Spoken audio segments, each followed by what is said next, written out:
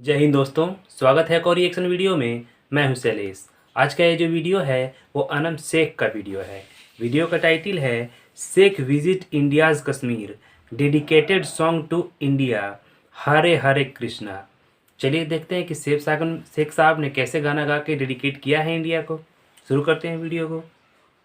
एक वीडियो है, एक मौलवी शेख जाते हैं जम्मू कश्मीर, इंडिया के कश्मीर में। और ये जाके ना, तो ये देखें, पर्दादार खतून भी हैं, मौलवी हैं, ये कुछ गा रहे हैं। सुनिएगा। महाभारत कथा कथा है पुरुषार्थ की, ये स्वार्थ की परिमार्थ की, सारथी जिसके बने श्री कृष्ण भारत पार्थ की, शब्द घोषित हुआ जब सत्य साथ। देखें, ये सही या गलत का फैसला जो है ना, हमारे जो अवान में बैठे हुए लोग हैं वो कर सकते हैं। हम किसी इंसान के लिबास को देख के, उसके पर्दे को देख के ये क्लेम नहीं कर सकते ये पाकिस्तानी है, मुसलमान है, इसको मतलब वो इंडिया को मुसलमान सपोर्ट नहीं करनी है जो चाहिए गा या रहे हैं इनके पाकिस्तान हिसाब को से। सपोर्ट करनी चाहिए। चीज़ ये है कि उसके इंटरेस्ट उसके साथ ऐसे क्या हैं जो पाकिस्तान के इंटरेस्ट नहीं है। आप जो भी ताल्लुकात दुबई के पाकिस्तान इंडिया के साथ देखेंगे वो ज़्यादा बेहतर नज़र आते हैं। वो अपनी इन्वेस्टमेंट को ज़्यादा सिक्योर समझते हैं इंडिया में as compare to Pakistan. Problem यहाँ पे ये है कि यहाँ पे पाकिस्तान में कोई इन्वेस्टमेंट लेकर नहीं आना चाहता। अब क्यों नहीं लेकर आना चाहता?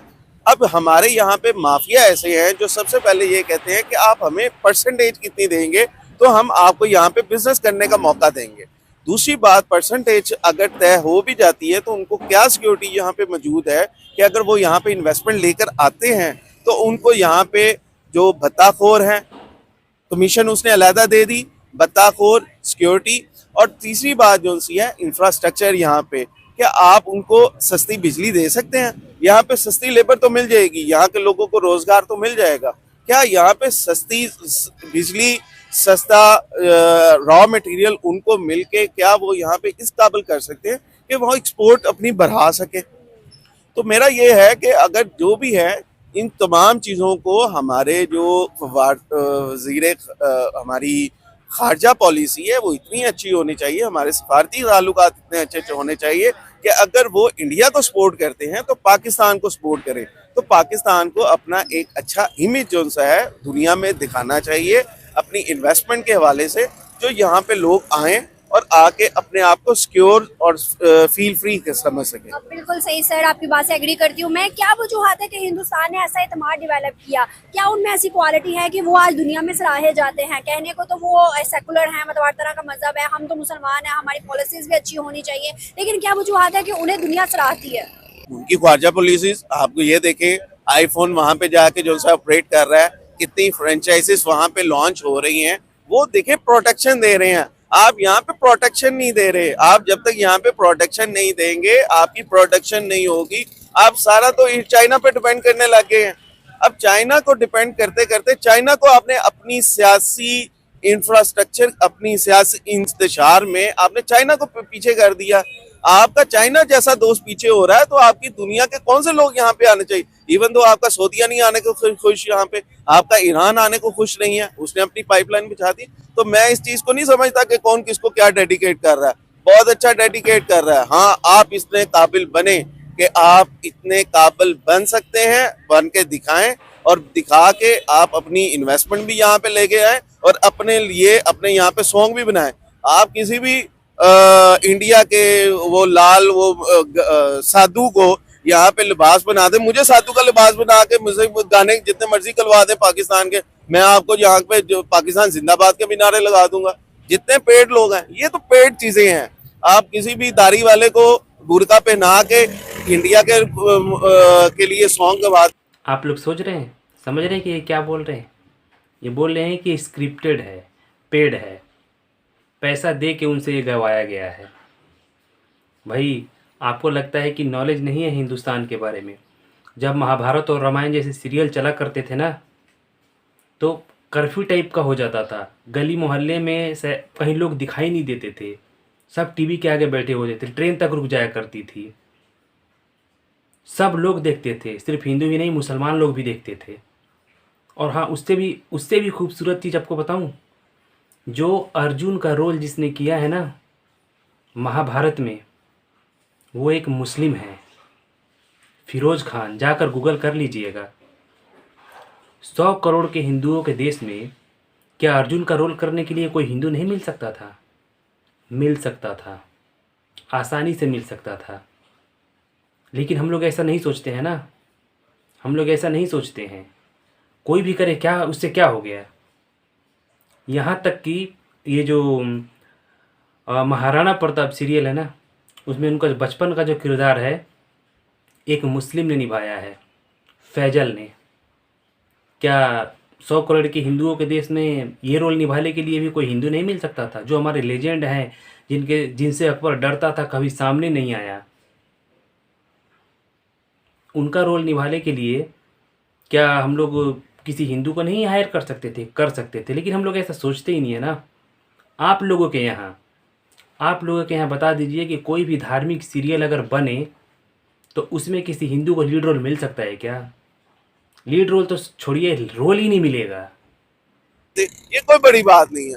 बड़ी बात ये है कि आपके ताल्लुकात कितने अच्छे हैं। आपके जितने ताल्लुकात अच्छे होंगे, आपकी इन्वेस्टमेंट्स भी आएंगी। इंडिया का कोई बाहर जाता है, उसके कपड़े नहीं उतरते, हमारे वजीरों के कपड़े तक उतर जाते हैं।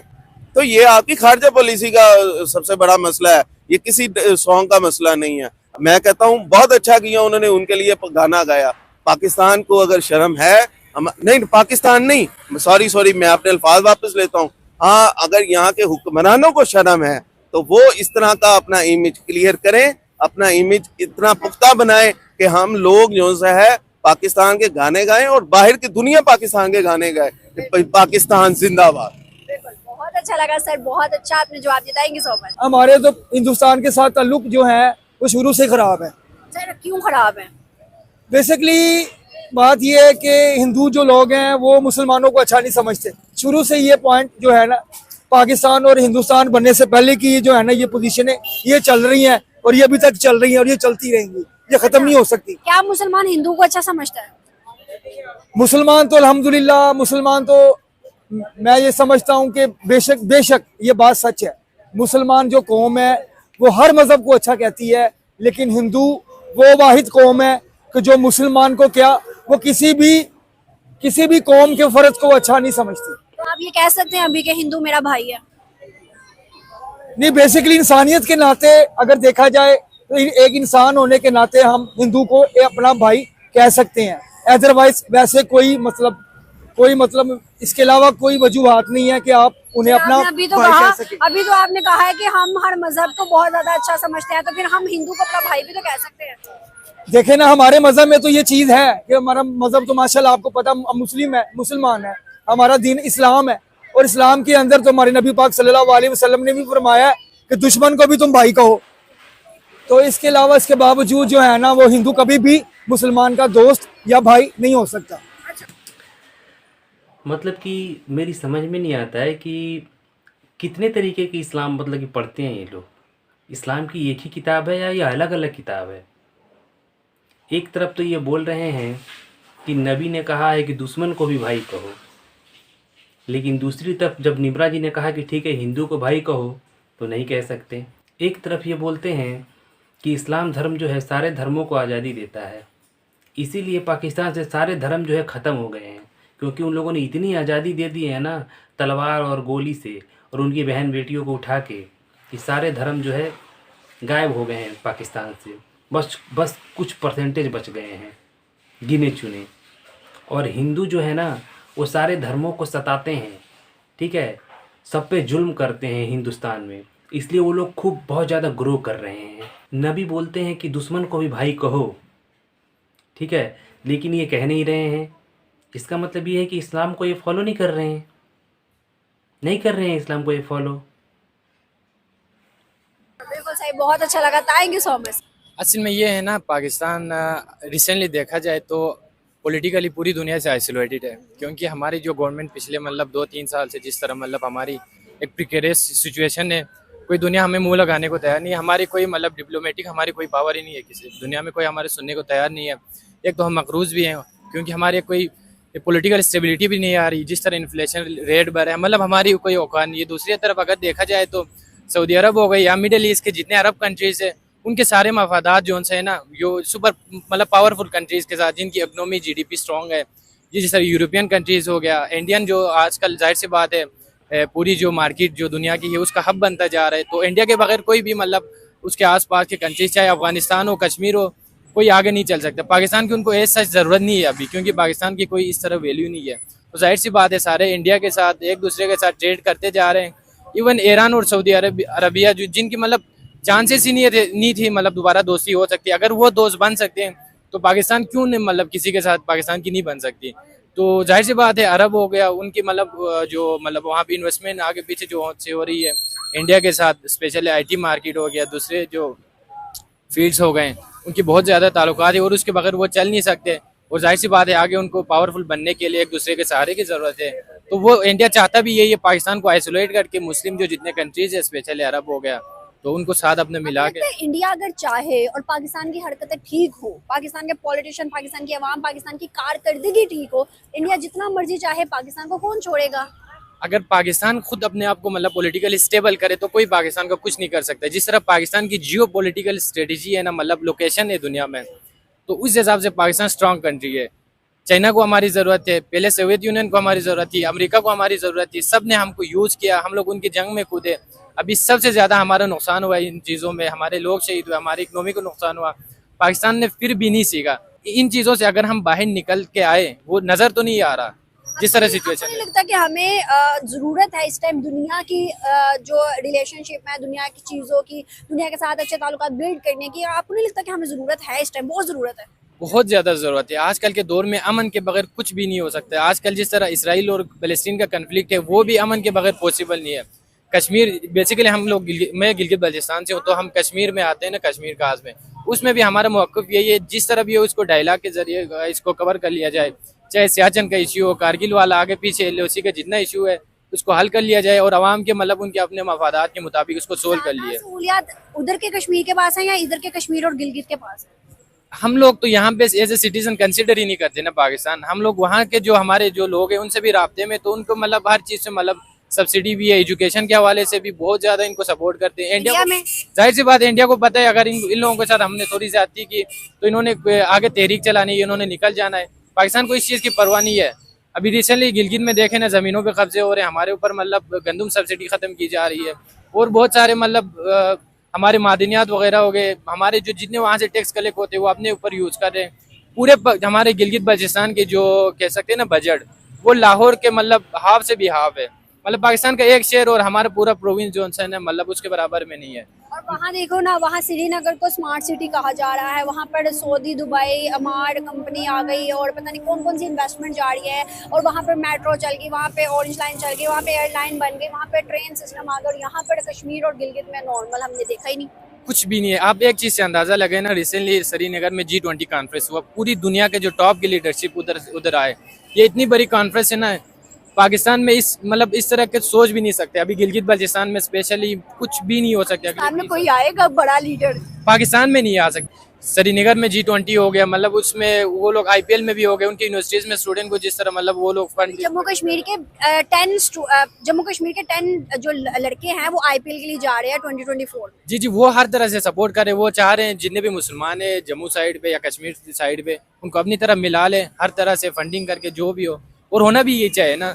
अब देख, पाकिस्तान शुरू में मतलब GB में ओवरऑल देखा जाए ना, या कश्मीर साइड पे 100% पाकिस्तान के साथ है, लेकिन आहिस्ता आहिस्ता आप लोगों ने देखा रिसेंटली जो हालात हुए ना, सारे लोग मतलब एक तरह से इस सिस्टम के खिलाफ हो रहे हैं। अब बहुत सारे लोग स्पेशली जो यूनिवर्सिटी में पढ़ने वाले तालिब इल्म हैं, जाहिर सी बात है वो पढ़ लिख के एक रिसर्च ओरिएंटेड वो स्टूडेंट है सारे, वो सारे पाकिस्तान के मतलब अगेंस्ट, मतलब एक तरह से कह सकते हैं उस तरह से नहीं है।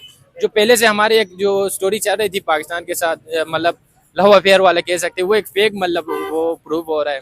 तो पाकिस्तान के जो इस्टेब्लिशमेंट है या जो भी है, उनको चाहिए इस चीज़ को सोचे, स्पेशली जो यूथ है वहाँ के, उनको मतलब 71 में बांग्लादेश चला गया, तो आहिस्ता अल्लाह राह करे, आहिस्ता आहिस्ता आहिस्ता तो हम अपना नुकसान कर रहे हैं ना।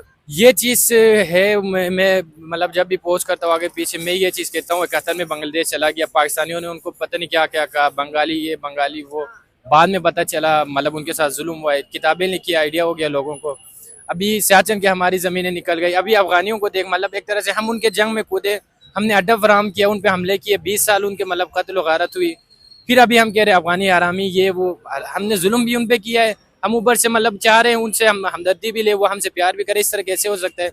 अभी इस चीज़ को हमने मतलब वो संजीदा नहीं लिया, तो आगे हो सकता है गिलगित बल्चिस्तान वाले, कश्मीर वाले भी अलग हो सकते हैं, पाकिस्तानी हमें भी गाली दे। फिर जो ये शेख लोग थे और जिन मौलवी फैमिली ने जो गाना डेडिकेट किया, आपकी नज़र में क्या सही किया उन्होंने हिंदुस्तान को डेडिकेट करके ये गाना? आजकल की दुनिया में मतलब हर कोई आज़ाद है, हर कोई मतलब उसका राइट है, वो जिसको जिस तरह के सॉन्ग डेडिकेट करे। ये चीज़ें जो उनसे ना मतलब अदब मौसीकी ये वो इन चीज़ों की कोई मतलब बाउंड्री नहीं होती। नहीं ये सही तो नहीं है वैसे, ये तो है तो गलत। मुसलमान मुल्क है और भारत हमारा वैसे भी, उसके साथ हमारी वैसे नहीं बनती, तो ये सही तो नहीं है, तो ज़ाहिर बात है गलत ही है। ऊपर आप देख रहे हैं कि फ़लस्तीन में क्या हो रहा है। भारत से हमारी क्यों नहीं बनती? भारत के साथ बस वैसे ही आपको पता है हमारी सरहदी ताल्लुकात ख़राब है, उस हिसाब ताल्लुकात से हमने खराब किए हैं या खराब हैं? किए हैं, कुछ है भी कुछ किए भी हैं हमने। मतलब अगर हम हिंदुओं के बारे में कुछ अच्छा बोल देंगे तो गलत है? हाँ गलत है, वो तो गलत है बिल्कुल। गलत है? हाँ गलत है। मतलब हिंदू कुछ नहीं है, इंसानियत के नाते हम हिंदू को अच्छा भी नहीं कह सकते, अगर वो अच्छा कर दे हम उसको अप्रिशिएट भी नहीं कर सकते। हाँ बिल्कुल ऐसे। नहीं कर सकते? नहीं मेरे ख्याल में नहीं कर सकते। मतलब हिंदू हमारा जानी दुश्मन है? हाँ हाँ, हिंदू के साथ वैसे ही हमारी नहीं बनती, वो तो हमारा जाती। तो वीडियो कैसा लगा कमेंट्स करके बताइएगा, और अगर आप देख ही रहे हैं चैनल को तो सब्सक्राइब भी कर लीजिएगा।